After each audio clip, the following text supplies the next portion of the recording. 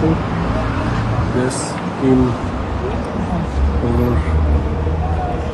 մտքերը հստակ շարադրել եմ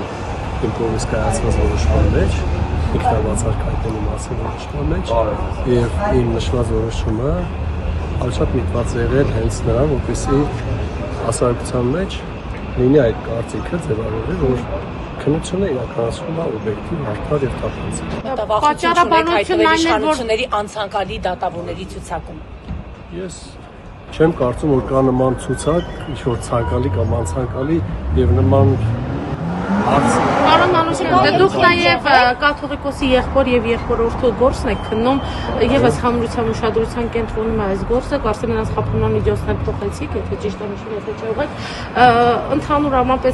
քրեական, քաղաքական երանգրացող գործերով երկնում եք, ունեք այսպես ներքին կաշկանդվածություն, կամ SMS ստացել եք որոշումից առաջ։ Խնդրեմ նման հարցեր մի տվեք, որտեղ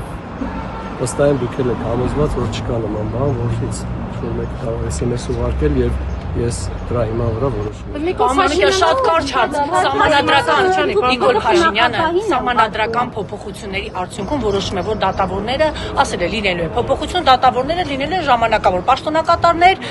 եւ տուն է ուղարկում ըստեյության։ Կլինի, ինչ որ կլինի, այն է։ Բայց օրինական է սա, սահմանադրական է, մի հատ նորմի արդյունքում դες բոլորիդ ուղարկել եք դուք ցմա դատավորեք նախագիծ չեմ տեսել եւ հստակ եմ որ նման ձևով չի կարող լինել, ոնց որ դուք եք